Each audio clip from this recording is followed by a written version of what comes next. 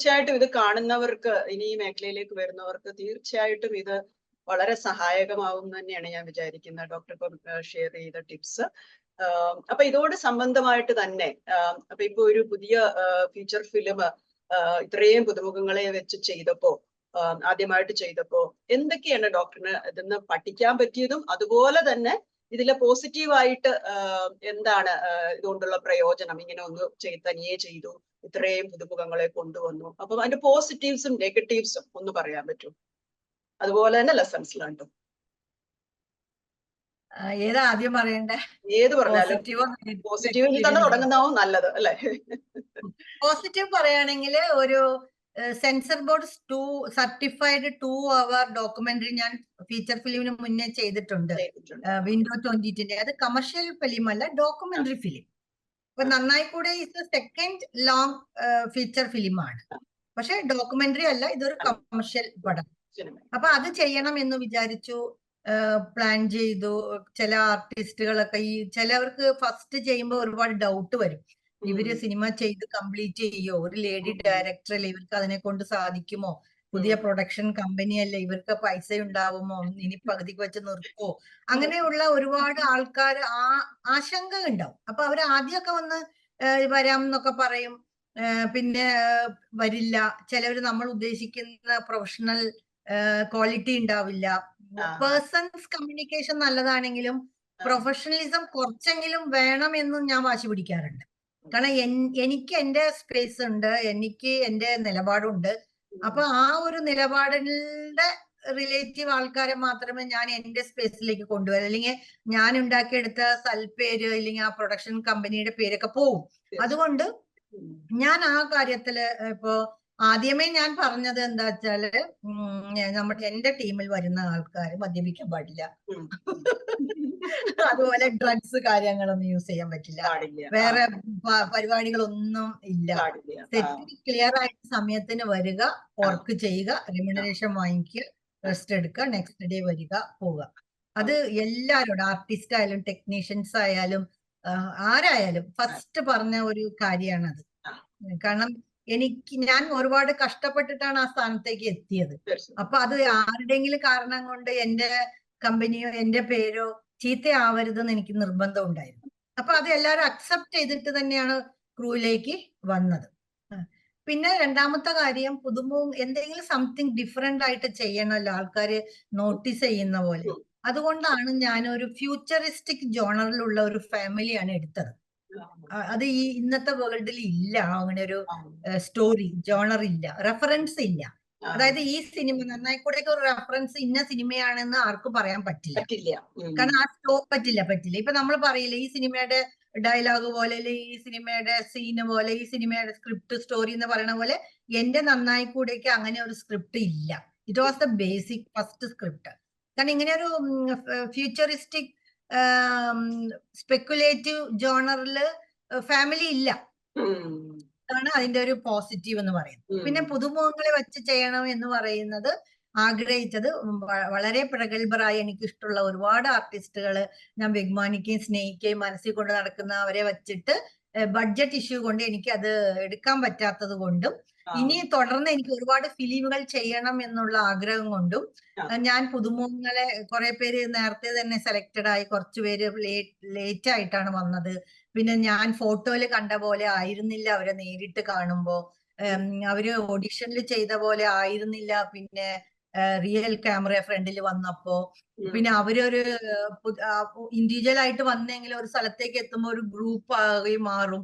അപ്പൊ അങ്ങോട്ടും ഇങ്ങോട്ടുള്ള ഷെയറിങ്ങും അത്തരം ഒരു ചേഞ്ചസ് ഒക്കെ ഇവരിലേക്ക് വരും ഒക്കെ ചെയ്യും. പക്ഷെ ഞാൻ എപ്പോഴും ഞാൻ തന്നെയായിട്ടാണ് കണ്ടിന്യൂ ചെയ്ത് പോയിക്കൊണ്ടിരുന്നത്. അപ്പൊ ഈ 7 പേര് ഒരുമിച്ച് വരുമ്പോ അവരുടെ ഡയലോഗ് ഓവർലാപ്പിംഗ്, അല്ലെങ്കിൽ നമ്മൾ അങ്ങനെ നിൽക്കണം അല്ലെങ്കിൽ ഇങ്ങനെ നിൽക്കണം എന്ന് പറയുമ്പോൾ അവരുടെ ബുദ്ധിമുട്ട്. ഏറ്റവും ഫണ്ണിയസ്റ്റ് തിങ്സ്, ഇതിപ്പോ ഞാൻ എന്റെ ദേവി പ്രൊഡക്ഷൻ LLP യൂട്യൂബ് ചാനലിലേക്ക് ആയതുകൊണ്ട് വളരെ സീക്രട്ട് ആയിട്ടുള്ള ഒരു കാര്യം പറയാം, എല്ലാരും അറിഞ്ഞിരിക്കണം. ആ, അതായത് ഞാൻ സ്ക്രിപ്റ്റ് എഴുതിയത് ഡ്രൈവ് ചെയ്യുന്ന സീക്വൻസ് കാര്യങ്ങളൊക്കെ ആയിരുന്നു. എല്ലാരോടും നമ്മൾ ഓഡിഷൻ നടത്തി, ലുക്ക് ടെസ്റ്റ് നടത്തി. ആ, ഒരു 10 ദിവസം മുന്നേ തന്നെ അവര് ഹോട്ടലിൽ ഒരുമിച്ച് താമസിച്ച് സ്ക്രീൻ പ്ലേ എല്ലാം നമ്മള് ബുക്കൊക്കെ കൊടുത്ത് വായിച്ച് അങ്ങനെയെല്ലാം ചെയ്തു. ആ. പിന്നെ നമ്മൾ സെറ്റിൽ എത്തിയപ്പോഴാ അറിയുന്നത് ഇവർക്ക് ആർക്കും ഡ്രൈവിംഗ് അറിയില്ല. Oh. Oh my god, first day I was stuck. കരയുന്ന പോലെ ഭയങ്കരായിട്ട് ഞാൻ ഭയങ്കര സന്തോഷത്തില് ഭയങ്കരായിട്ട് ഞാൻ ഉടനെ ഹസ്ബൻഡിനെ ഫോൺ ചെയ്തു. ഹസ്ബൻഡിന്റെ അപ്പൊ ആ ഷോക്കായി പോയി. കാരണം ഓടിക്കാൻ പറ്റില്ല, ഓടിക്കാൻ അറിയില്ല, 4 വീലർ ഓടിക്കാൻ അറിയില്ല. എല്ലാരും 2 വീലറാ, പക്ഷെ 4 വീലർ സീക്വൻസ് ആണ് ഉള്ളത്. അങ്ങനെ ഒരു സ്റ്റക്കായി പോയി. ഇവര് പറഞ്ഞില്ല. അപ്പൊ പിന്നെ ഞാൻ തന്നെ റൈറ്റർ ആയതുകൊണ്ട് ഞാൻ കുറെ അങ്ങോട്ടും ഇങ്ങോട്ടും ഇരുന്ന് ചെയ്തു. പിന്നെ എന്റെ കൂടെ അസിസ്റ്റന്റ് ഡയറക്ടർ ആയിട്ട് ജിതിൻ മോഹൻ എന്ന് പറഞ്ഞ ഒരു വടകരക്കാരനായിട്ടുള്ള ഒരു കുട്ടി ഉണ്ടായിരുന്നു. ആദ്യം ഒരു ഷൂട്ടിന് ഒരു 10-15 days before he was with me. Is like my brother and he was through out with me. അപ്പൊ മൂപ്പർ പ്രൊഫഷണലി ഫിലിം മേക്കിംഗിൽ എന്ന് പറയാം.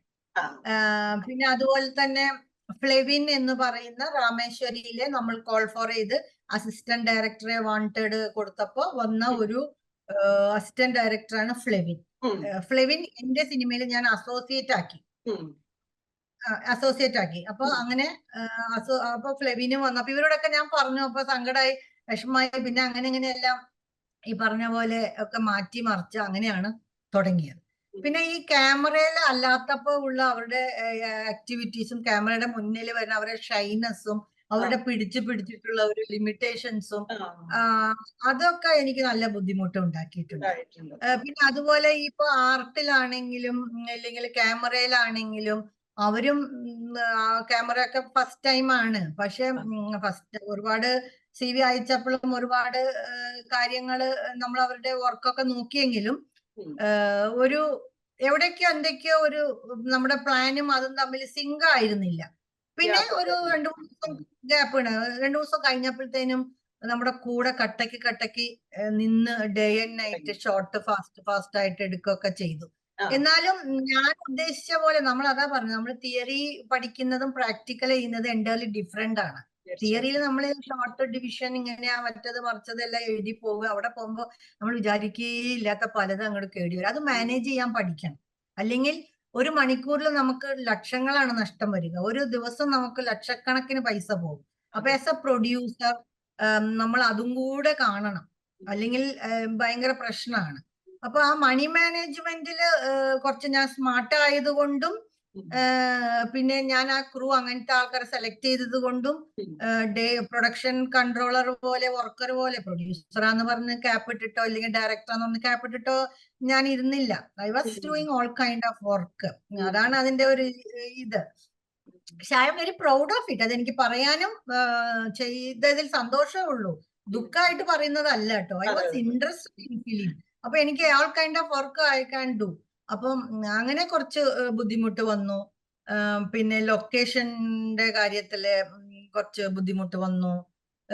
പിന്നെ എന്താ പറയാ, ഇപ്പൊ പെട്ടെന്ന് അങ്ങനെ ചില കാര്യങ്ങൾ ചിലവര് നമുക്കൊന്നും അറിയില്ല, പുതിയത് ആൾക്കാരെന്ന് പറഞ്ഞ് നമ്മളെ തന്നെ കയറി ഡയറക്റ്റ് ചെയ്യാൻ തുടങ്ങും. നമ്മൾ ഡയറക്ടർ ആണെങ്കിലും വരുന്ന എല്ലാവരും ഡയറക്ടേഴ്സ് ആവും ചില സമയത്ത്. അപ്പൊ എനിക്ക് അതൊക്കെ ഭയങ്കര ബുദ്ധിമുട്ടാണ്. Director is A director, producer is A producer, artist is the artist. അപ്പൊ അത് പിന്നെ ഓരോ ഷോട്ടും നമ്മുടെ ഫിലിമിന്റെ എൻഡില് നമ്മൾ ക്രെഡിറ്റ്സിൽ കൊടുത്തിട്ടുണ്ട്. എല്ലാ ഷോട്ടും ഞാൻ സിനിമയിലെ ഓരോ കഥാപാത്രം ചെയ്ത എല്ലാ ഷോട്ടും ഞാൻ അഭിനയിച്ചിട്ടുണ്ട്, അഭിനയിച്ച് കാണിച്ചിട്ടുണ്ട്. അതൊക്കെ ഞാൻ റെക്കോർഡ് ചെയ്ത് വച്ചിട്ടുണ്ട്. അതെ. അങ്ങനെ ഒരു ഇത്. പിന്നെ എനിക്കൊരു വിഷമം ഉണ്ടായത് അതിലൊരു ത്രൂ ഔട്ട് വേഷം എനിക്ക് ചെയ്യാമായിരുന്നു. ഞാനത് രണ്ടും കൂടെ കൊണ്ടുപോയി ബുദ്ധിമുട്ടാവുമെന്നുള്ള ഉപദേശവും ഒക്കെ വന്നതുകൊണ്ട് ആസ് എ ആർട്ടിസ്റ്റ് എനിക്ക് അഭിനയിക്കാൻ ഭയങ്കര ക്രേസിയാണ്. പിന്നെ പക്ഷെ അത് ചെയ്തില്ല. അപ്പൊ അതിലൊരു നല്ല വിഷമം. പിന്നെ അതുപോലെ തന്നെ ആരതി, മൈ സെക്കൻഡ് ഡോട്ടർ, അതില് കുറച്ച് പുറത്ത് ഇറങ്ങിയിട്ടില്ല സിനിമ, അതുകൊണ്ട് എല്ലാ സസ്പെൻസ് ഇതിൽ പറഞ്ഞ് കളയുന്നില്ല. അപ്പൊ അവർക്കും കൂടുതൽ കൊടുക്കാമായിരുന്നു എന്ന് തോന്നി. മറ്റേ ആൾക്കാരെ ബിലീവ് ചെയ്തിട്ടാണ് നമ്മൾ ഒരുപാട് സ്ക്രീൻ പ്ലേ ചെയ്തത്. പക്ഷെ അത് ഞാൻ ഉദ്ദേശിച്ച പോലെ ആയില്ല. പക്ഷെ എനിക്കൊരു പടം ചെയ്യാൻ പറ്റി. അതൊരു ലേണിംഗ് എക്സ്പീരിയൻസ് ആണ്. അപ്പൊ ഇനി പുതുമുഖങ്ങൾ, അതും കമ്മിറ്റഡ്, പിന്നെ റെസ്പോൺസിബിൾ, അക്കൗണ്ടബിൾ, സപ്പോർട്ടീവ് ആൾക്കാരെ മാത്രം എടുക്കാൻ പാടുള്ളൂ എന്ന് ദ ഡേ ഐ ഡിസൈഡഡ്. പിന്നെന്താ, പിന്നെ പ്രൊമോഷന്റെ ഭാഗത്തിൽ പറയുവാണെങ്കിൽ ഒരുപാട് വാഗ്ദാനങ്ങളൊക്കെ തന്ന് ആൾക്കാര് വരും, നമ്മുടെ കൂടെ കൂടും, മണി ചീറ്റ് ചെയ്യും, പറഞ്ഞ വർക്ക് ചെയ്യില്ല, അങ്ങനെ കുറെ ഉണ്ട്. ദിറ്റ് is A process. Pre production, production, അത് കഴിഞ്ഞിട്ടുള്ള കാര്യം. എന്താ പറയാ, ഇപ്പൊ എനിക്കെല്ലാം അറിയാം. ഇപ്പൊ എനിക്കെല്ലാം അറിയാം. അപ്പൊ അതൊക്കെയാണ് എന്റെ പാഠങ്ങൾ. ഇപ്പൊ പിന്നെ അത് കഴിഞ്ഞിട്ട് ഒരു യാത്തിസൈ എന്ന് പറഞ്ഞ ഒരു ഹിസ്റ്റോറിക്കൽ ഫിലിം തമിഴ്നാട്ടിലെ കുറെ വിപ്ലവം സൃഷ്ടിച്ച് പൊന്നിയൻ സെൽവത്തിന് കൗണ്ടർ പോലെ വന്ന ഒരു പടം, മണിരത്നം സാറിന്റെ. അപ്പൊ ആ പടം ഇവിടെ എടുക്കാൻ ആരും ഉണ്ടായിരുന്നില്ല. അപ്പൊ അവര് അങ്ങനെ അപ്രോച്ച് ചെയ്തപ്പോ അത് ഹിസ്റ്റോറിക്കൽ സ്റ്റോറി ആയിട്ട്, ഹിസ്റ്റോറിക്കൽ സ്റ്റോറി ഭയങ്കര ഇഷ്ടമാണ്. അപ്പൊ അങ്ങനെ ഇഷ്ടമുള്ള, കാരണം അത് ഇനി നമുക്ക് കിട്ടില്ലല്ലോ. ഇറ്റ്സ് ഗോൺ, ഇറ്റ്സ് കഴിഞ്ഞു. നമുക്ക് അങ്ങനെ ഒരു ലൈഫിൽ ജീവിക്കാൻ പറ്റില്ലല്ലോ. അപ്പൊ അതുകൊണ്ട് പിന്നെ അയാൾ ഡെബ്യൂട്ട് ഡയറക്ടർ ആയിരുന്നു. അപ്പൊ എനിക്കറിയാം ഒരു ഡെബ്യൂട്ട് ഡയറക്ടറിന്റെ വിഷമം, ബുദ്ധിമുട്ട്. നമ്മൾ വിചാരിക്കുന്ന ഒരു ഹാപ്പി ആയിരിക്കില്ല ആ process of working. It's A tough and challenging job. നമ്മളൊരു ഡേ ഒരു 100 ടൈംസ് ഡെഡ് എൻഡ് കണ്ടുവരും. ഇത് വേണ്ട എന്നൊക്കെ തോന്നും. ഇപ്പൊ 7th day I was still remember, I called my husband, I said ഇന്ന് നമുക്ക് ഷൂട്ട് നിർത്താം, നമുക്ക് ഇത് കുറച്ചും കൂടെ നന്നായി പ്രാക്ടീസ് ഒക്കെ കഴിഞ്ഞ് വന്നിട്ട് തുടങ്ങാം. അപ്പൊ റീഷൂട്ട് ചെയ്യാന്ന് പറയുമ്പോ ഈ പറഞ്ഞ ക്രൂവിനെ വിടണം, പിന്നെ ലൊക്കേഷനിൽ ചേഞ്ച് വരും, ടൈം ചേഞ്ച് വരും, ഇത്രയും പേരെ ഒരുമിച്ച് കൊണ്ടുവരിക, പിന്നെ എന്റെ ലീവ്, എല്ലാം കൊണ്ടും പ്രശ്നമില്ല. അപ്പം he's a person only supported me very well. അല്ല, നിങ്ങൾ തുടങ്ങിയതല്ലേ, whatever it may be, don't worry about the money, I am here, you just. ഒരു പ്രാവശ്യം എങ്ങാണ്ട് ലൊക്കേഷനിൽ വന്നുള്ളൂ വിത്ത് മൈ സൺ. ആകെ ഒരു പ്രാവശ്യം, എനിക്ക് തോന്നുന്നു ഒരു 10-15 മിനിറ്റിന് വന്ന് ജസ്റ്റ് കണ്ടുപോയി എന്നല്ലാതെ he has given me complete independency. അതാ ഞാൻ പറഞ്ഞ, ആ പ്രോസസ്സിൽ ആളെ ഇടപെടില്ല, but always there my back. അങ്ങനെയാണ്. അപ്പം അങ്ങനെയാണ് ഞാൻ അത് വേഗം, പിന്നെ ഞാൻ വേഗം അത് എന്റെ അതൊരു പാക്കപ്പ് ചെയ്യാനുള്ള പോലെ വേഗം അത് ചെയ്ത് തീർത്തു. പിന്നെ ഞാൻ റിലീസ് ചെയ്തു. അതാണ് സക്സസ്. പിന്നെ ഇതില് വേറൊരാളെ എടുത്ത് പറയേണ്ടത് മെജോ ജോസഫ്, മ്യൂസിക് ഡയറക്ടറാണ്. ഞാൻ പാട്ടിന് വേണ്ടിയിട്ടാണ് സമീപിച്ചത്. ഭയങ്കര നല്ല കഴിവുള്ള ഒരു മ്യൂസിക് ഡയറക്ടറാണ്. പിന്നെ ഞങ്ങള് ഈ പറഞ്ഞ പോലെ, I think he's like my twin character. എന്റെ അതേ ക്യാരക്ടറാണ് ഏകദേശം. അപ്പൊ ഞങ്ങള് ഫ്രീക്വന്റ്ലി വി വിൽ ഫൈറ്റ് ഈച്ചത്. ആരും വിട്ടു കൊടുക്കില്ല, ഫൈറ്റ് ഈച്ചത്. പക്ഷെ വാശി പിടിക്കും, അവൻ എന്തൊക്കെയാ വേണ്ടതെന്നുള്ളതില് വാശി പിടിച്ചു വാങ്ങിക്കും. ഒരു ഡയറക്ടർ, ഫിലിം ഡയറക്ടറും മ്യൂസിക് ഡയറക്ടറും ഒരേ ക്യാരക്ടർ ആകുമ്പോ കുറെയൊക്കെ ഏകദേശം 75% ഒരേ ക്യാരക്ടർ ആകുമ്പോ അതിന്റെ ഒരു സ്ട്രഗിളും ഉണ്ടായിരുന്നു. വളരെ ഹെൽപ്പ് ചെയ്ത ആളാണ്, വളരെ മെന്റലി സപ്പോർട്ട് ചെയ്തു. പിന്നെ നമ്മളെ പ്രാർത്ഥിക്കുക, പിന്നെ നമ്മളെ ഈ ഓരോ ഡൗൺ ഒക്കെ കാണുമ്പോൾ എൻകറേജ് ചെയ്യുക, സംസാരിക്കുക. I felt A very cool effect, ഒരു കംഫർട്ടബിൾ സോൾ ആയിട്ടാണ് എനിക്ക് ഫീൽ ചെയ്തത്. അത് till V R continuing each other, helping each other, family ആയിട്ട് എല്ലാം അറിയാം. അപ്പൊ ഭയങ്കര അങ്ങനെ ഒരു വേണം ഫിലിമില്, അല്ലെങ്കിൽ നമ്മൾ ഈ ക്രിയേറ്റീവ് പേഴ്സൺസ് ഡൗൺ ആവും, പിന്നെ നമുക്ക് ഒരിക്കലും ഈ ഫീൽഡിലേക്ക് വരാൻ സാധിക്കില്ല. സം എലിവേറ്റിംഗ് ഫാക്ടർ അല്ലെങ്കിൽ some enthusiastic factor should be there too. അപ്പോഴാണ് നമ്മൾ അത് അച്ചീവ് ചെയ്യണം, ചെയ്യണം എന്നുള്ള ഹാപ്പി ആൻഡ് പ്ലഷർ നമുക്ക് വരുള്ളൂ. ഇത് ഡ്രൈ ആയി പോയാൽ, ഒരു ഇൻട്രസ്റ്റഡ് ഇല്ല എന്നുണ്ടെങ്കിൽ നമുക്കത് മുന്നോട്ട് പോകാൻ, ഇതില് വേറെ ഈ പൈസ ഞങ്ങൾക്ക് വേറെ ബിസിനസ് ചെയ്യാലോ, വൈഫ് ഫിലിം എന്ന് തോന്നിപ്പോകും അല്ലെ. അപ്പൊ ആ ഒരു സംഭവം, അതുകൊണ്ട് മൂപ്പരുടെ 3 പാട്ടുണ്ടായിരുന്നു, ബീജി മൊത്തം ചെയ്തു. പിന്നെ ശ്രീരാഗ് എന്ന് പറഞ്ഞ മ്യൂസിക് ഡയറക്ടർ കോഴിക്കോടുള്ള, ആ 2 പാട്ട് ചെയ്ത്. ശ്രീരാഗിന്റെ എനിക്ക് തോന്നുന്നത് ഏറ്റവും നല്ല 2 പാട്ടാണ്. അപ്പൊ അതിൽ ഹിറ്റ് ആവണം മാഡം എന്നൊക്കെ പറഞ്ഞ് വന്ന് എന്നെ സഹായിച്ച വ്യക്തിയാണ്. പിന്നെ ആരാ, മെജോ സാറ് ഇപ്പോഴും നമ്മളെ സപ്പോർട്ട് ചെയ്യുന്നുണ്ട്. പാട്ടുകള് മാറി മാറി, എനിക്ക് ട്യൂണും മറ്റേ മ്യൂസിക്കും മാറി മാറി ഞാൻ പറയുമ്പോഴൊക്കെ മാറ്റി തരികയും സംയോജിത, പിന്നെ ഓരോ സിംഗേഴ്സിനെ എനിക്ക് അപ്രോച്ച് ചെയ്യാൻ പറ്റിയത് because of him, Mejo Joseph. അവരാണ് എനിക്ക് ഓരോ ഇങ്ങനെ സജഷൻസ് ഒക്കെ പറയുക. അങ്ങനെ നമ്മുടെ സിനിമയില് മുരുകൻ കാട്ടാക്കട സാറ്, അതുൽ നെരുകര പാലാപ്പള്ളി പാടിയത്, പിന്നെ മഞ്ചരി പാടിയിട്ടുണ്ട്, വിധു പ്രതാപ് പാടിയിട്ടുണ്ട്, പിന്നെ ഹരിചരൻ പാടിയിട്ടുണ്ട്. അങ്ങനെ നല്ല മ്യൂസീഷ്യൻസിനെ, സിംഗേഴ്സിനെ അപ്രോച്ച് ചെയ്യാൻ പറ്റിയത് ഈ പ്രോസസ് നന്നായി കൂടെ ഭംഗിയായിട്ട് റിലീസ് വരെ എത്തിയതും അതിന്റെ എഡിറ്റിംഗ് പ്രോസസ്സിൽ എനിക്കുണ്ടായിരുന്ന ഒരു എന്താ പറയാ ബുദ്ധിമുട്ടുകൾ. ഇപ്പൊ ചില ആൾക്കാർ എഡിറ്റിംഗ് കണ്ടന്റ് ഹാർഡ് ഡിസ്ക് വാങ്ങിച്ചു വെച്ചു, പിന്നെ 2-3 മാസം ഒന്നും ചെയ്തില്ല, പിന്നെ നമ്മൾ അത് വേറെ സ്ഥലത്തേക്ക് മാറ്റി. ദിസ് ഓൾ ലേണിംഗ് എക്സ്പീരിയൻസ് ചോദിച്ചല്ലോ. We can trust people easily. എല്ലാവരുടെ കമ്മ്യൂണിക്കേഷൻ ഗുഡ് ആണെങ്കിലും internally or they are not so good, I feel sometimes. വളരെ 1-2 ആൾക്കാർ മാത്രമേ ഉള്ളൂ. അപ്പൊ ആ ഒരു പ്രീ പ്രൊഡക്ഷൻ സമയം മുതൽ പ്രൊഡക്ഷൻ ഷൂട്ടിങ്, പിന്നെ അത് കഴിഞ്ഞ നമ്മുടെ അഡ്വർടൈസ്മെന്റ്, എഡിറ്റിങ്, പോസ്റ്റർ, ഇത്തരം കാര്യങ്ങളിൽ ത്രൂ ഔട്ട് ഒരു ടെക്നിക്കൽ അഡ്വൈസും സപ്പോർട്ടും എന്റെ കൂടെ നിന്നതും എന്നെ personally and privately ups and ഡൗൺസും മനസ്സിലാക്കിയ ഒരാളും കൂടിയാണ് മെജോ ജോസഫ്. അപ്പൊ ആ ഒരു thanks to the Mejo Joseph and family from Devi production, from behalf of my family എപ്പോഴും ഉണ്ടാവും. I want to be continue till the end. തീർച്ചയായിട്ടും സാർ ഇത് കണ്ടിട്ട് വളരെയധികം സന്തോഷം ഉണ്ടാവും സാർ ഇത് കേൾക്കുമ്പോൾ എന്ന് വിശ്വസിക്കുന്നു. ഡോക്ടർ വീണ്ടും ടൈം കഴിയുന്നുണ്ട്, 1 മിനിറ്റിൽ ഈ മീറ്റിംഗ് എൻഡ് ആവും എന്നാണ് പറയുന്നത്. നമ്മുടെ എപ്പിസോഡ് ഇങ്ങനെ കട്ട് ചെയ്ത് പോകും, കുഴപ്പമില്ല, അങ്ങനെ തന്നെ ആയിക്കോട്ടെ. അപ്പൊ കട്ട് ചെയ്തിട്ട് സമയം ഉണ്ടെങ്കിൽ രണ്ടാമത് ലിങ്ക് അയക്കൂ. നെക്സ്റ്റ് നമ്മൾ ഗൂഗിൾ മീറ്റ് ചെയ്യാം. തീർച്ചയായിട്ടും ചെയ്യാം. അപ്പൊ ഇപ്പൊ കട്ട് ചെയ്തിട്ട് അടുത്ത മീറ്റിംഗ് ഇൻവൈറ്റ് ഞാൻ അയക്കട്ടെ? അല്ലെങ്കിൽ 1 മിനിറ്റേ ഉള്ളൂ, അല്ലെ നമ്മൾ തുടങ്ങി കഴിഞ്ഞാൽ അത് കട്ടാവുണ്ടാവും? അല്ല, ഇപ്പൊ കണ്ടിന്യൂ ചെയ്തോളൂ, മാക്സിമം ടൈം യൂസ് ചെയ്തോ. അല്ല, 1 മിനിറ്റേ ഉള്ളൂ. അല്ല, കുഴപ്പമില്ല, സംതിങ് അപ്പൊ ഇതിനോടനുബന്ധിച്ച് തന്നെ ഡോക്ടറോട് ചോദിക്കാനുള്ള ഒരു ലാസ്റ്റ് ക്വസ്റ്റ്യൻ എന്ന് പറയുന്നത്, അതായത് ഇത് ഡയറക്ഷനുമായിട്ട് റിലേറ്റഡ് ആയിട്ട് തന്നെ ഇനി ഡോക്ടർ ചെയ്യാൻ പോകുന്ന പ്രോജക്ട്സിൽ പുതുമുഖങ്ങൾക്ക്, പുതിയ ആക്ടേഴ്സിനും പുതിയ ടെക്നീഷ്യൻസിനും കൊടുക്കാൻ പറ്റുന്ന രീതിയിലുള്ള ഓപ്പർച്യൂണിറ്റീസിനെ കുറിച്ച് ഒന്ന് പറയാമോ? No!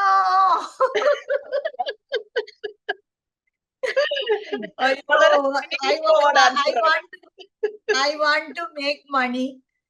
സോഷ്യൽ വർക്കിംഗ് ഇല്ല, ബിസിനസ്സിലേക്ക് പോണം. So I will be having very wonderful, talented, committed, responsible, non artist ആയിരിക്കും എന്നാണ് ഞാൻ ആഗ്രഹിക്കുന്നത്. Then the same time I am remembering as a debut artist, ഒരു ജൂനിയർ ആർട്ടിസ്റ്റിൽ നിന്നാണ് ഭയങ്കര കുറെ ദിവസത്തെ ജയ ഭയങ്കര എന്തൂസിയാസ്റ്റിക് ആണ്. കുറെ ദിവസമായിട്ട് കുറെ ക്വസ്റ്റ്യൻസ് കറക്ഷൻസ് ഒക്കെ ചോദിച്ച് ചെയ്യാണ്. അപ്പൊ I am very happy Jaya ഇത്രയും എന്തൂസിയാസ്റ്റിക് ആയിട്ടൊരു ജേർണലിസം ഫീൽഡിലേക്ക് ഇങ്ങനെ ആങ്കർ ആയിട്ട് വന്ന് ചോദിക്കാൻ പറ്റുക. 2 സുഹൃത്തുക്കൾ ബാംഗ്ലൂരിലും കേരളത്തിലും ഇരുന്ന് ഓൺലൈൻ മീഡിയ വഴി ചോദിച്ച് മനസ്സിലാക്കുക. എനിക്ക് ഭയങ്കര സന്തോഷമുണ്ട്, ഹാപ്പിയാണ് ഞാൻ. കംഫർട്ടബിൾ അല്ലേ? തീർച്ചയായും. അതുപോലെ എനിക്ക് വളരെ സന്തോഷമുണ്ട്. ഇപ്രാവശ്യം ഇങ്ങനെ നമ്മൾ ഓൺലൈൻ ആയെങ്കിലും അടുത്ത പ്രാവശ്യം തീർച്ചയായിട്ടും നമുക്ക് ഫേസ് ടു ഫേസ് ആയിട്ട് ഒരെണ്ണം കൂടി ചെയ്യണം എന്നൊരു ആഗ്രഹം കൂടെ ഉണ്ട് മനസ്സിൽ. അതെ, വളരെ അതെ. എന്തായാലും ഞാൻ ഈ നന്നായിക്കൂടെ ഫിലിം കഴിഞ്ഞ ശേഷം അന്ന് നമുക്ക് ഒരുപാട് പ്രസ് മീറ്റും കാര്യങ്ങളൊക്കെ ഉണ്ടായിരുന്നു, സോഷ്യൽ മീഡിയയിൽ ഉണ്ടായിരുന്നു. അതിപ്പോഴും യൂട്യൂബിൽ ഉണ്ട്, അത് ഞാൻ റിവൈൻഡ് ചെയ്ത് നോക്കാറുണ്ട്. ജനങ്ങൾ അതെല്ലാം കണ്ടോന്ന് അറിയില്ല.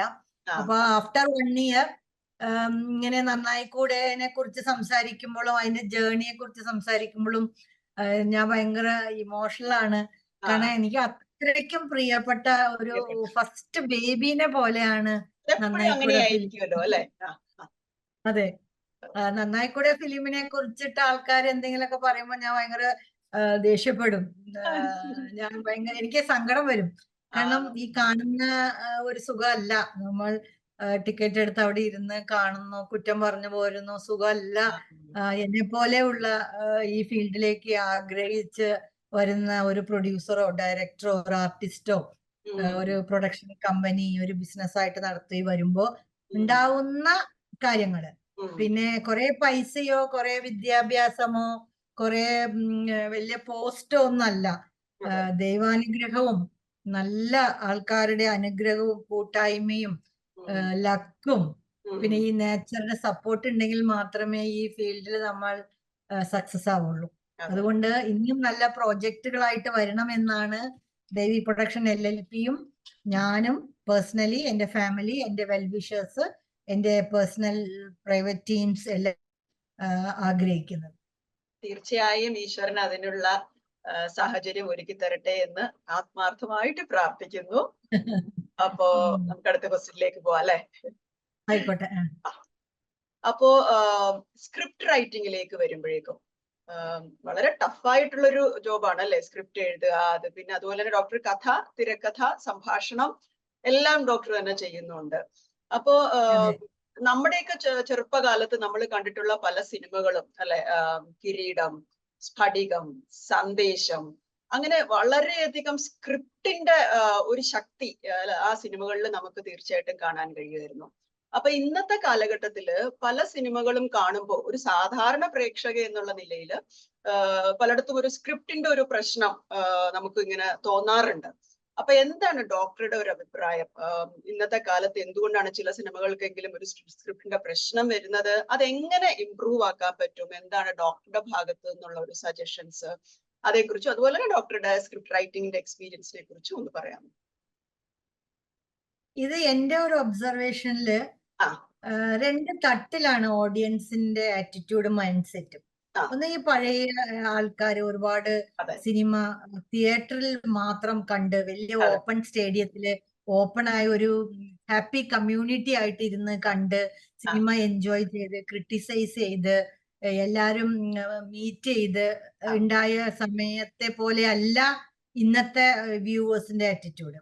ഇത് നമ്മൾ ഓൺലൈൻ മീഡിയയില് OTT പ്ലാറ്റ്ഫോമില് സിനിമയിൽ എങ്ങനെ കാണുന്നു, ഇപ്പോഴത്തെ ആൾക്കാരുടെ ലാംഗ്വേജ് നല്ല വ്യത്യാസമുണ്ട്. മറ്റത് നല്ല ക്ലിയർ, വാക്കുകളിൽ ഒരു അർത്ഥം, അതിനകത്തൊരു അർത്ഥം, അതിനകത്തൊരു ഇമോഷൻ, ആ ഡയലോഗ് ഏത് കൊച്ചുകുട്ടിക്കും വയസ്സായവർക്ക് റിപ്പീറ്റ് ചെയ്ത് പറയാൻ പറ്റുന്ന പോലെ ഒക്കെ ആയിരുന്നു. മെമ്മറബിൾ ആയിരുന്നു, നമ്മുടെ മനസ്സിൽ എപ്പോഴും നിൽക്കുന്നതും ആയിരുന്നു.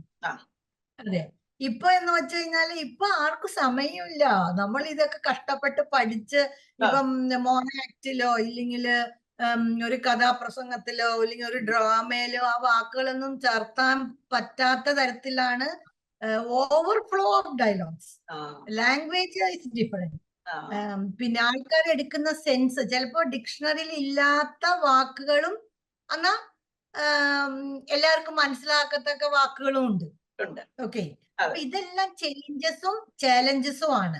അപ്പൊ നമ്മൾ ഇപ്പോഴത്തെ തലമുറയെ എന്താ പറയാ, ഇപ്പൊ യൂത്ത് ആയിട്ടുള്ള തലമുറയെ ഇമോഷണലി നമ്മളെ കയ്യിൽ എടുക്കാൻ പറ്റാവുന്ന സ്ക്രീൻ പ്ലേ ആണ് കൂടുതൽ സക്സസ് ആവുന്നത്. പിന്നെ തമാശകൾ, പിന്നെ കുറെ ഇമോഷണൽ സങ്കടങ്ങൾ. കാരണം നമ്മൾ ഈ കാണുന്ന സമൂഹത്തിൽ ഒരുപാട് ചിരിച്ച മുഖമുള്ള സങ്കടപ്പെടുന്നവരുണ്ട്. ഏത് നേരം തമാശ ഒക്കെ പറയുമെങ്കിൽ അവർ ഉള്ളിന്റെ ഉള്ളിൽ കരയുന്നവരുണ്ട്. അതേസമയം വിഷമിച്ച് നടക്കുന്നവർ ഉള്ളിൽ സന്തോഷിക്കുന്നവരുണ്ട്. ചിലവർ ഒരുപാട് അംബിഷൻസ് ആയി നടക്കുന്നവരുണ്ട്. ചിലവർക്ക് ഒരുപാട് രോഗങ്ങൾ ഉള്ളവര്. ഇങ്ങനെ വെറൈറ്റി ഓഫ് ആൾക്കാര് ആണ് നമ്മുടെ വ്യൂവേഴ്സ്. അപ്പൊ അവര് എന്ത് കാണുമ്പോഴും അത് അവരുടെ ഒരു പേഴ്സണൽ ആസ്പെക്റ്റിലാണ് എടുക്കുക. അവർ ഇമോഷണലി കണക്റ്റഡ് ആവും. അപ്പോ ഇപ്പോഴത്തെ പിള്ളേർക്ക് എന്താ, ഹാപ്പി ആയിട്ട് അടിച്ചു പൊളിച്ച് എൻജോയ് ചെയ്ത് മാസമായിട്ട് അങ്ങനെ വരണം എന്നുള്ള ഒരു ഇതിലാണ്. പിന്നെ ഒരു സ്ക്രിപ്റ്റ് റൈറ്റർ ആയിക്കോട്ടെ, ഒരു ഡയറക്ടർ ആയിക്കോട്ടെ, ഒരു പ്രൊഡ്യൂസർ ആയിക്കോട്ടെ, ഒരു സിനിമ ചെയ്യുമ്പോൾ അത് എല്ലാവരും ഇഷ്ടപ്പെടണം, ജനങ്ങൾ തിയേറ്ററിൽ കയറി കാണണം, അതുവഴി സക്സസ് ഉണ്ടാവണം, കുറെ പൈസ ഉണ്ടാക്കണം, ഫെയിം ഉണ്ടാക്കണം എന്ന് വിചാരിച്ചിട്ട് തന്നെയാണ് ചെയ്യുന്നത്. അല്ലാതെ ഞാൻ വെറുതെ ടൈം പാസിന് ഞാനൊരു സിനിമ എടുത്തു എന്ന് ആരും പറയില്ല. ഒരുപാട് കഷ്ടപ്പാട് അതിലുണ്ട്. പക്ഷേ അത് ഒരു 2 hour സിനിമയായിട്ട് തിയേറ്റർ സിൽവർ സ്ക്രീനിൽ വരുമ്പോ അവിടെ വന്ന് കാണാൻ വരുന്ന ആൾക്കാരുടെ മൈൻഡ് സെറ്റ് അത് കാണാൻ വരാൻ അവരെ തോന്നിപ്പിക്കുന്ന പബ്ലിസിറ്റി ഘടകങ്ങൾ, ഡയലോഗ്, അട്രാക്ഷൻസ്. ഇപ്പൊ ഒന്നും പോയി കാണാമെന്ന് എനിക്ക് തോന്നണല്ലോ. പിന്നെ മൗത്ത് പബ്ലിസിറ്റി. മൗത്ത് പബ്ലിസിറ്റിയിൽ തന്നെ good and bad marketing teams ഉണ്ട് എന്നാണ് ഞാൻ മനസ്സിലാക്കുന്നത്. അപ്പൊ ഇതെല്ലാമാണ് ഒരു സ്ക്രീൻ പ്ലേനെ സക്സസ് ആൻഡ് ഫെയിലിയർ നിശ്ചയിക്കുന്നത്. എത്രയോ നല്ല പടങ്ങള് വരുന്നുണ്ട്, പക്ഷെ ആൾക്കാർ കാണുന്നില്ല. അതേസമയം ഓക്കെ പടങ്ങള് വളരെ സക്സസ് ആവുന്നുണ്ട്. അതേസമയം നല്ല സ്ക്രിപ്റ്റും നല്ല മേക്കിങ്ങും നല്ല ട്രീറ്റ്മെന്റും നല്ല ഡയലോഗും സ്റ്റോറിയൊക്കെ ഉള്ളതും ഹിറ്റ് ആവുന്നുണ്ട്. സോ സ്ക്രീൻ പ്ലേ, ആ സ്ക്രിപ്റ്റ് തന്നെയാണ് ബേസിക്. പക്ഷെ ഈ റൈറ്റർ ഇഷ്ടപ്പെട്ട് എഴുതുന്നത് മറ്റേ തേർഡ് പാർട്ടിക്കും കൂടി ഇഷ്ടപ്പെടുന്ന പോലെ ഇമോഷണലി ലിങ്ക്ഡ് ആയാൽ സക്സസ് ആണ്. അപ്പൊ ഞാൻ എന്റെ നന്നായി കൂടെ പടം ചെയ്തപ്പോ യൂത്ത് ആണ്, എന്റെ യൂത്ത് ഓറിയന്റഡ് ഫിലിമാണ്. വയസ്സായവരെ അതിലില്ല. നല്ല പാട്ടുകൾ, ക്യാമ്പസ്, അങ്ങനത്തെ ഒക്കെയാണ് അതിലുള്ളത്. പക്ഷെ ഞാൻ മനസ്സിൽ ഉൾക്കൊണ്ട പോലെ മറ്റുള്ളവർ ഉൾക്കൊള്ളണമെന്നില്ല. പിന്നെ നമ്മുടെ പബ്ലിസിറ്റി, ഇപ്പൊ ഒരുപാട് തിരക്കും, ഒരുപാട് സിനിമകൾ ഒരു കൊല്ലം തന്നെ 10, 300, 400 സിനിമ, 240 സിനിമ വരെ എങ്കിലും ഇറങ്ങുന്നുണ്ട്. അപ്പൊ അതിലൊന്നായിട്ട് ഒരു വലിയ അറബിക്കടലിൽ ഒരു കുഞ്ഞു തോണിയായിട്ട് തുഴഞ്ഞു പോകുന്നവരാ നമ്മളെല്ലാം. മറ്റുള്ളവരൊക്കെ ഷിപ്പിലും അങ്ങനെയൊക്കെയാണ് പോകുന്നത്. Got it. അപ്പൊ നമ്മൾ ചെയ്യുന്ന എല്ലാ വർക്കും അവരിലേക്ക് റീച്ച് ആവണം, അവരത് ഏറ്റെടുക്കണം, അവർക്ക് ഇഷ്ടപ്പെടണം. അതുപോലെ ആയിരിക്കണം സ്ക്രിപ്റ്റ്. ഇല്ലാതെ ഇതാണ് സ്ക്രിപ്റ്റ് സ്റ്റൈൽ, അല്ലെങ്കിൽ ഇതാണ് നല്ലത്, ഇതാണ് ചീത്ത, ഇത് മോശം, അങ്ങനെയല്ല. എത്രയോ എക്സ്പേർട്ട് മാസ്റ്റേഴ്സ് പറഞ്ഞിട്ടുണ്ട്. വിജയിക്കെന്ന് പറഞ്ഞ സിനിമ വിജയിക്കാതെ പോയിട്ടുണ്ട്. സാധാരണ ഒരു സിനിമ എടുത്തു, പക്ഷെ അത് വിചാരിക്കാതെ വമ്പിച്ച ഹിറ്റ് ആയിട്ടുണ്ട്. സിമ്പിൾ സ്റ്റോറി എടുത്തിട്ട് ലീനിയർ ആയിട്ട് പോയിട്ട് സക്സസ് ആയിട്ടുണ്ട്. ഫാമിലി സ്റ്റോറി എടുത്ത് സക്സസ് ആയിട്ടുണ്ട്. അതുപോലെ കോമഡി ജോണർ, എന്താ പറയാ, അത് സ്ക്രിപ്റ്റ് സ്കെൽറ്റൻ, അതിൽ നിന്ന് ബാക്കിയെല്ലാം വരുന്നു. അതൊരു ബേസ് ആണ്, അത് തള്ളിക്കളയാൻ പറ്റില്ല. സ്ക്രിപ്റ്റിലാണല്ലോ കഥ, അതിൽ എഴുതി വയ്ക്കുന്ന പോലെ ഫിലിം മേക്കേഴ്സ് എടുക്കുകയും അവരുടെ ഇൻപുട്ടും ഇന്നോവേഷനും കുറച്ച് വരികയും ആർട്ടിസ്റ്റും ടെക്നീഷ്യന്റെ ഇന്നോവേഷനും ക്രിയേറ്റിവിറ്റി ഉൾക്കൊണ്ട് ഒരു ബിരിയാണി ഉണ്ടാക്കണ പോലെയാണ്. എല്ലാ ചേരുവകളും എല്ലാം വന്ന് പ്രസന്റ് ചെയ്യുകയും അവര് വന്ന് ചൂടോടുകൂടി കഴിച്ച് ടേസ്റ്റ് ചെയ്തിട്ട് നല്ലതാണെന്ന് പറയണം. അപ്പൊ ഈ എല്ലാ ഫാക്ടേഴ്സും ആണ് ഒരു സിനിമയുടെ സക്സസ്. ഇപ്പൊ പക്ഷെ സ്ക്രീൻ പ്ലേ സംബന്ധിച്ചോളം ആസ് എ റൈറ്റർ എനിക്ക് ഇഷ്ടമുള്ള പ്രോസസ്സാണ്. കാരണം ഞാൻ അത് ഒറ്റയ്ക്ക് അലോൺ പേഴ്സൺ ആണ്. ഞാൻ അങ്ങനെ അത്ര വലിയ പാർട്ടി പേഴ്സണേ അല്ല. പക്ഷെ എല്ലാരും അങ്ങനെ വിചാരിക്കും. പാർട്ടി പേഴ്സൺ അല്ല, വളരെ എന്റെ ഒരു പേഴ്സണൽ സ്പേസ് ഉള്ള ആളാണ്. അപ്പൊ ഇരുന്ന് എഴുതുക, എഴുതിയത് വായിച്ചു നോക്കുക, അത് കറക്ഷൻ ഇടുക, പുതിയ കഥാപാത്രങ്ങളെ സൃഷ്ടിക്കുക, ആ കഥാപാത്രത്തിനെ നമ്മൾ പ്രേമിക്കുക, അവരെ ലവ് ചെയ്യുക, അവര് ഞാനാണെന്ന് മനസ്സിൽ കൊണ്ട് നടക്കുക, അവരുടെ ഇമിറ്റേഷൻസ്, അവരുടെ മാനറിസം, ഞാൻ അവരായിട്ട് ജീവിക്കുക, അതില് എക്സ്പെരിമെന്റ് നടത്തും ഞാന്. അത് ഞാൻ സീക്രട്ട് ആയിട്ട് പറയുന്ന ഒരു കാര്യം. I do all lot of experiment. അത് ആർക്കും അറിയില്ല, കുറച്ചു പേർക്ക് അറിയാം. I will do all kind of experiment with human being. Dialogue ആവാം, ഇമോഷൻ ആവാം, എല്ലാം, whatever it may be. അങ്ങനെയൊക്കെ നടക്കും. ഞാൻ ബേസിക്കലി റിസർച്ചർ ആണല്ലോ. ഇപ്പൊ ആ ഒരു മറ്റേ സിനിമാക്കാരെ പോലെ വേറെ ആൾക്കാരുടെ അസോസിയേറ്റ് അസിസ്റ്റന്റ് ആയിട്ടോ അല്ലാതെ സെറ്റ് ടു സെറ്റ് അങ്ങനെ പോകുന്ന ആളല്ലല്ലോ. സോ ഞാൻ എന്റെ പഠിച്ചത് whatever I learned from that, I was do everything in that professional educational, ആ ഒരു സ്റ്റൈലാണ് എന്റേത് എപ്പോഴും. അപ്പൊ ഞാൻ പഠിക്കും, ഐ വിൽ ലേൺ എവറിത്തിങ്. അത് എന്ത് കാര്യമായാലും I will learn in detail. ഞാൻ എന്നിട്ടേ അതിലേക്ക് ഇറങ്ങുള്ളൂ. അപ്പൊ അങ്ങനെ ഞാൻ എക്സ്പെരിമെന്റ് ചെയ്യുന്ന ആളാണ്. ഇപ്പൊ ഒരാളോട് കോൺവെർസേഷനിലാണെങ്കിലും nicely I may put some part, I do experiment, lot of experiment without harming any one, definitely with all due respect ഞാൻ ചെയ്യും. അപ്പൊ അതൊക്കെ വെച്ച് പിടിച്ചിട്ട് തന്നെയാണ് ഞാനത് ചെയ്യാറ്. I like the process of writing. നമ്മൾ എൻജോയ് ചെയ്യുമ്പോഴാണല്ലോ നമുക്ക് ഏറ്റവും കൂടുതൽ സെൽഫ് സാറ്റിസ്ഫാക്ഷൻ കിട്ടുന്നത്, അല്ലെ? അതുണ്ടെങ്കിലാണ് നമുക്ക് ഏറ്റവും അധികം സന്തോഷം ഉണ്ടാവുന്നത്. അപ്പം അത് അതെ. ഇപ്പൊ തന്നെ നോക്കൂ, എല്ലാ സിനിമാറ്റിക് ആണ്. പണ്ട് സിനിമാക്കാർ എന്ന് പറയുമ്പോ ഒരു പർട്ടിക്കുലർ ഗ്രൂപ്പ് ഓഫ് പീപ്പിളെ ഉണ്ടായിരുന്നില്ല. ഇപ്പൊ ഒരു റീൽസ് എടുത്തോട്ടെ, ഒരു സേവ് ദ ഡേറ്റ് ആയിക്കോട്ടെ, ഈവൻ ഒരു എന്താ പറയാ, പ്രഗ്നന്റ് ഓർ വെഡി, whatever it may be, എല്ലാത്തിലും ഒരു സിനിമാറ്റിക്. അപ്പൊ people want to be cinematic, അതെ people want to be artist, people want to be beautiful people. അവർക്ക് എല്ലാവർക്കും ഫെയിം വേണം, പ്രശസ്തി വേണം, എല്ലാവരും അറിയപ്പെടണം എന്നുള്ള അതെ. സാധാ ജനങ്ങൾക്ക് ഉണ്ട്. എല്ലാവരുടെ ഓക്കെ, മനസ്സിൽ. ആ. അവരുടെ മനസ്സിലുണ്ട്. അപ്പോ ഫിലിം മേക്കർ വലിയ അങ്ങനെയൊന്നല്ല. എനിക്ക് തോന്നുന്നത് almost all the people in the world at present as A best film artist and film maker. ഓരോരുത്തർ എത്ര നല്ല റീൽസും Reels, അതെ. വീഡിയോസ് ഒക്കെയാണ് അപ്ഡേറ്റ് ചെയ്യുന്നത്. അവരെന്തെങ്കിലും പഠിച്ചിട്ടോ ഇല്ല അങ്ങനെയൊന്നല്ല. ഒന്നുമില്ല. കണ്ടന്റ് അതെ അവരുടെ ആ ഒരു ഇത്. അപ്പൊ അവരെ ഇഷ്ടപ്പെടുന്ന ആൾക്കാർ, അവരെ കാണാൻ ഇഷ്ടപ്പെടണം, തീർച്ചയായും. അവരുടെ വർക്ക് ഇഷ്ടപ്പെടണം. നമുക്ക് ഒരാളെ ഇഷ്ടപ്പെട്ട് കഴിഞ്ഞാൽ അവർ എന്ത് ചെയ്താലും വി ലൈക്ക്, നമ്മൾ വീണ്ടും വീണ്ടും കാണും. അതെ വീണ്ടും വീണ്ടും കാണും. Because we love dum, V respect dum. അതെ. അതുകൊണ്ടാണ്. അല്ലെങ്കിൽ നമ്മൾ ഇഷ്ടപ്പെടാത്ത ഒരാളെ എത്ര നല്ല ആൾക്കാരാണെങ്കിലും നമ്മൾ നോക്കില്ലല്ലോ. We won't look for them, we won't listen them, അല്ലേ? അങ്ങനെ എത്ര പേരുണ്ട്. അതെ so screenplay writing is very enjoyable, fantasy, happy, എന്താ പറയാ, without any expense, self getting pleasure and happiness. So, I like it very much. okay, okay.